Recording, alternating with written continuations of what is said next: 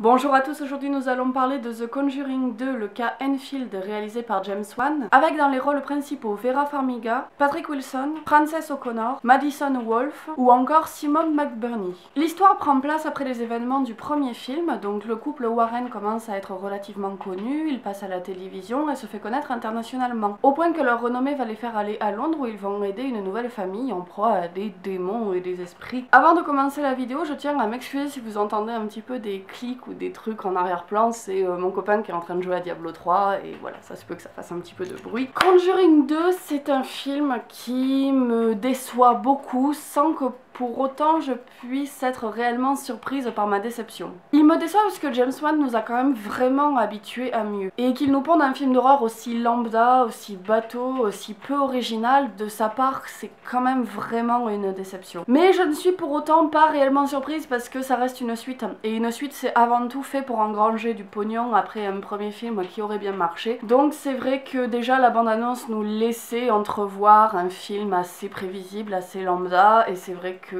au final on a ce que la bande-annonce nous laisse entrevoir. Au-delà de son simple classicisme, ce que je reproche réellement à ce film, c'est avant tout de n'être qu'une simple attraction comme dans une fête foraine. Il y a des sensations fortes, il y a des scènes qui fonctionnent assez bien, l'angoisse est là, la peur est là, mais une fois qu'on est sorti de la salle, et ben il faut dire qu'on a très vite tout oublié. Et honnêtement, moi je n'en peux plus de voir ce genre de films qui se réduisent à de la simple peur sur l'instant et qui n'essayent pas d'aller un petit peu au-delà et de nous proposer des expériences nouvelles. Je cherche des films avant tout qui soient intelligents, traumatiques, durables dans ce genre-là, qui ont une vraie histoire et qui ont un vrai propos et qui mettent mal à l'aise pour longtemps, et pas des films qu'on oublie aussi vite qu'on a franchi les portes de la salle. Ici, vraiment, ce n'est pas du tout le cas, la faute avant tout à des jumpscares qui sont omniprésents, qui sont très faciles, pour reprendre une expression de Karim Debache, je dirais des jumpscares pas chers. Et c'est assez paradoxal parce que pourtant James Wan est quand même quelqu'un qui sait vraiment travailler sur l'ambiance, et ici, encore une fois, il prouve qu'il sait le faire quand il pose ses plans, qu'il laisse le temps à l'ambiance réellement de s'imprégner, il sait y faire. Et je me demande en fait pourquoi il s'est contenté de la simple facilité du sursaut quand il s'est mené au bord des larmes par l'effroi et par l'ambiance qu'il s'est créée d'habitude. Un autre reproche que je peux lui faire, mais qui est assez général à tous ses films, c'est le fait qu'il montre beaucoup trop les créatures qu'il crée. Il montre trop ces monstres tout le temps, partout, à chaque instant. Il y avait déjà ce problème dans Insidious qui fait que ça rendait presque certaines scènes ridicules. Il y avait déjà ce problème dans le premier Conjuring et ici c'est encore le cas.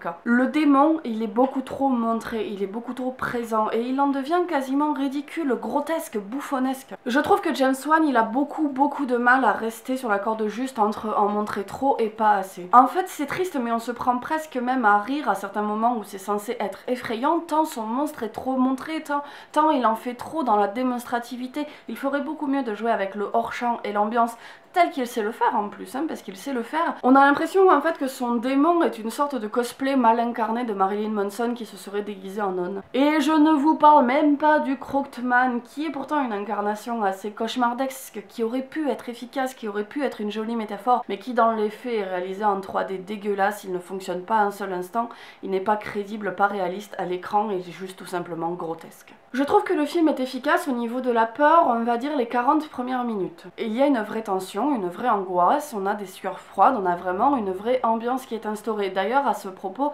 je trouve que la scène d'introduction est une des plus effrayante et une des plus réussies dans le genre du film d'horreur. Mais au-delà de ça, dès qu'on commence à trop voir le monstre, dès qu'on commence à rajouter des effets et des surenchères de jumpscare, toute la tension a disparu et on se retrouve face à une histoire extrêmement classique et lambda qu'on a déjà vu des milliers de fois dans le cinéma de genre, au dénouement on ne peut plus classique et aux péripéties clichésques à souhait. Et le fait que ce soit tiré d'une histoire vraie, ça ne change rien parce que je n'ai pas de problème particulier avec l'histoire que ça raconte, j'ai des problèmes avec la manière dont ça le raconte, ce qui est tout à fait différent. Je vais prendre par exemple un thème, un sujet au pif qui est traité dans le film, le traitement de l'amour. À moins d'être la pire personne au monde, on peut difficilement avoir quelque chose à dire contre la valeur de l'amour, qui est quand même quelque chose de plutôt positif, je pense. Mais dans ce film, c'est montré de manière tellement sirupeuse, de manière tellement cliché, de manière tellement hollywoodienne dans le mauvais sens du terme, vous voyez. L'amour ici c'est dépeint plutôt comme une espèce de vieille toile encroûtée de la Renaissance qu'on pourrait trouver dans n'importe quel patelin paumé, plutôt que comme une chose sincère sincère plutôt que comme une chose juste qui fait réellement avancer les intérêts et l'intrigue. Et c'est vraiment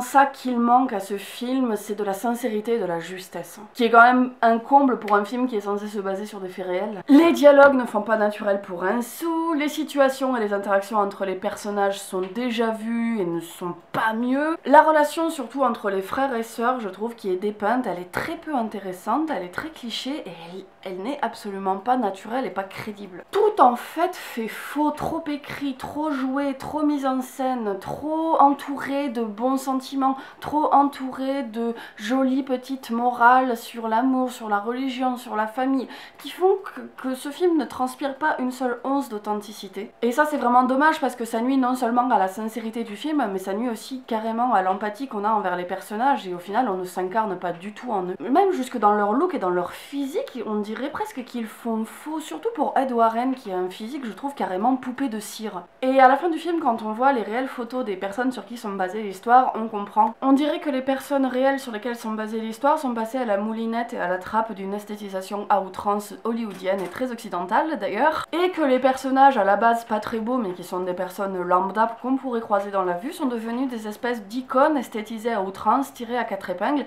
et qui du coup font totalement fausse. Même la famille anglaise que l'on suit, qui est quand même censée être une famille assez pauvre, mis à part leur appartement qui effectivement est délabré, il y a des taches de moisissure, il y a, voilà, on sent que leurs meubles sont vieillis. Au final, dans leur physique, on ne ressent pas du tout cette pauvreté parce qu'ils ont tous les cheveux lisses, très bien entretenus, très bien coiffés, des habits propres, des habits, voilà, tirés à quatre épingles. Ils semblent comme des icônes de cinéma, trop esthétisés, trop iconisés et du coup, ils en perdent totalement leur crédibilité. Ce qui est plutôt dommage parce qu'au demeurant, la fidélité et le travail documentaire du film est plutôt bien fourni, c'est vrai. Et notamment, ce que j'ai beaucoup apprécié, c'est voir à la fin des photos d'archives, pour qu'on voit à quel point ils ont réellement essayé de faire coller l'ambiance du film avec ce qui s'est réellement passé, et surtout les enregistrements audio originaux qui sont vraiment effrayants et qui eux laissent vraiment un sentiment de malaise assez persistant. C'est un travail de brisure du quatrième mur qui est plutôt efficace et qui montre vraiment la frontière entre le documentaire, le fictif, la réalité. C'est pour ça que je comprends pas pourquoi il y avait ce besoin de standardiser à ce point les physiques des personnages et pourquoi il y avait à ce point besoin de rajouter tant de dialogues sirupeux, tant de situations clichés, tant de moralisation autour de ce film alors qu'il y avait déjà moyen sans cela de faire des choses plutôt bien. Enfin, au niveau du rythme et de la narrativité du film, il y a de gros soucis déjà de rythme parce que le film met très longtemps à démarrer en fait. L'importance est donnée à certaines phases du film qui en fait ne font pas avancer l'histoire au final, ce qui peut être plutôt intéressant dans un développement de personnage par exemple, mais qui au final ici n'apporte que peu ou pas de choses puisqu'elles font partie justement de ce que je vous ai dit auparavant, c'est-à-dire des situations avant tout clichés. Et le début du film en fait est un parallèle entre la vie des Warren qui sont en Amérique et la vie de la famille anglaise qui commence à avoir des manifestations surnaturelles. Et ce début ne fonctionne pas trop parce qu'on comprend pas trop où le parallèle veut en venir entre les problèmes de la famille Warren et les problèmes de la famille anglaise. Ils mettent très longtemps à se rencontrer et du coup les enjeux mettent très longtemps à se mettre en place. Au bout d'un moment, quand on a compris que la famille anglaise avait des phénomènes surnaturels et que la famille Warren avait quelques problème au niveau d'une éventuelle arnaque qui aurait été fait sur un de leurs cas, on a compris, on n'a pas besoin d'avoir une scène d'exposition de 35 minutes. Et d'ailleurs, ce qui est assez étonnant, c'est qu'à côté de ça, la fin du film, elle est extrêmement rapide et elle paraît carrément bâclée. Parce qu'en effet, tous les enjeux ne se résolvent pas. Il y a plusieurs histoires de fantômes qu'on ne résout pas. Il y a l'histoire du père de la famille anglaise qu'on ne résout pas. Il y a l'histoire de leur crédibilité par rapport à l'église qu'on ne résout pas réellement, en fait. Et il y a aussi des éléments qui sont amenés dans le film et qui n'ont pas de réel impact dans la narration ou dans le propos. Je prends par exemple l'histoire du père de la famille anglaise qui aurait pu être une métaphore du deuil ou du manque d'une figure paternelle qui se serait retrouvée quelque part d'autre et au final c'est jamais réellement appuyé, c'est un simple élément contextuel, ce qui est plutôt dommage parce que ça aurait pu donner lieu justement à quelque chose d'intelligent dans le film. Après il faut quand même reconnaître quelques qualités au film, notamment le fait que James Wan, c'est vrai, il sait filmer, il sait faire de la belle mise en scène. La photographie de ce film est très belle, désaturée dans des tons gris, bleus, très froids. Il va même parfois jusqu'à jouer à la sous-exposition qui crée vraiment un joli cadre au film et qui donne cette espèce de dynamique très dépressive, très froide, très grise. Il y a aussi un très joli travail du hors-champ et plus particulièrement du flou. Il sait très bien gérer ses ombres par exemple et je pense notamment à un passage où l'ombre du Crooked Man se transforme peu à peu en la petite fille de la famille anglaise. Et il y a aussi une scène que je trouve pour le coup assez magistrale, c'est une scène qui est très anxiogène d'ailleurs, qui est très efficace au niveau de la peur. C'est une scène d'interrogatoire de fantôme fantômes où Ed Warren est tourné parce que le fantôme leur a demandé de ne pas les regarder. Du coup la focale est faite sur la tête de Ed Warren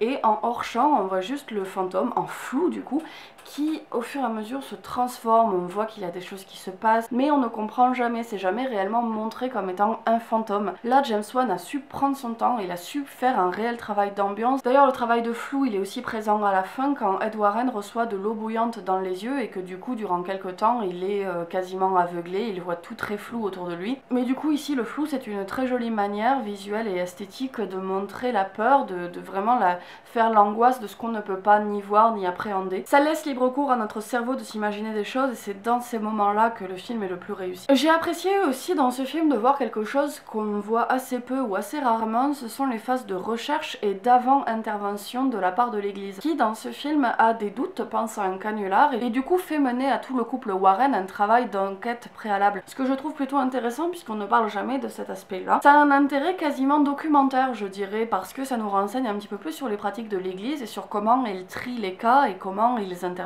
ou pas. Pour conclure, Conjuring 2 c'est un film d'attraction et d'horreur plutôt intéressant et efficace au niveau de la peur et de ce qu'il entreprend. Il a vraiment des sensations fortes mais il ne va jamais au-delà et ce n'est pas un film qui est intelligent, ce n'est pas un film qui a un grand propos, ce n'est pas un film qui défend même une réelle vision d'auteur telle que James Wan sait pourtant nous la procurer d'habitude. C'est un film qui s'oublie très vite une fois qu'on l'a vu, qui de plus est bourré de défauts et d'incohérences qui nuisent vraiment à l'immersion dans le film. L'univers est pourtant joliment mis en scène par James Wan mais force est de constater que ça ne fonctionne pas. Ce film n'est pas un film intelligent, c'est pas un film d'auteur absolument grandiose, c'est pas un film révolutionnaire. Voilà, ma critique sur The Conjuring 2 est terminée, j'espère qu'elle vous aura plu. N'hésitez pas comme d'habitude à me suivre sur Facebook si vous voulez être au courant de l'actualité de la chaîne. Je vais d'ailleurs être absente au mois d'août parce que je prends des vacances. Comme d'habitude en été, le rythme de publication sur la chaîne est plutôt perturbé. À vous abonner à ma chaîne si jamais ce que je vous propose vous plaît. Je vous dis comme d'habitude à la prochaine pour une nouvelle vidéo.